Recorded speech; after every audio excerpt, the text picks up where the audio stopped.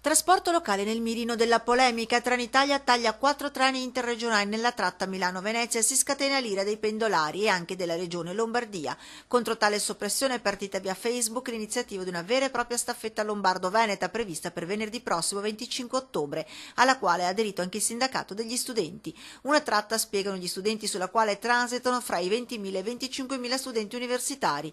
Trenitalia, attraverso il suo amministratore delegato Mauro Moretti, si difende. Noi facciamo i servizi che le regioni decidono nella programmazione, quindi so che c'è una discussione aperta tra le due regioni, attendiamo gli sviluppi. Una questione tra regioni dunque, sulla quale l'assessore regionale ai trasporti del Veneto Renato Chisso rimanda deciso al suo omologo. Il problema, dice, è tutto lombardo. I pendolari della Lombardia siano risarciti dalla Lombardia. Perché devo essere io Veneto a mettere 4 milioni di euro per i pendolari della Lombardia? Tra l'altro la regione Veneto è già pronta a partire tra novembre e dicembre con un servizio cadenzato di coppie di 13 treni interregionali veloci da Verona a Venezia, uno ogni ora, con coincidenze a Vicenza, Padova e Mestre, oltre all'inserimento anche di treni regionali più lenti. Un rendezvous a Verona. Che i lombardi, se han voglia, che vadano a fare il rendezvous nella stazione di Verona. A giugno del prossimo anno inoltre entrerà in servizio anche lo shuttle Padova-Venezia con cadenza ogni 10 minuti. Si tratta dell'avvio della tanto attesa metropolitana leggera di superficie. I miracoli non si possono fare, dice l'AD di Trenitalia, si fa il meglio con le risorse che ci sono.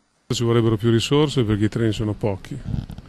Se poi non c'è una programmazione omogenea per linea, evidentemente qualche sfilacciatura c'è.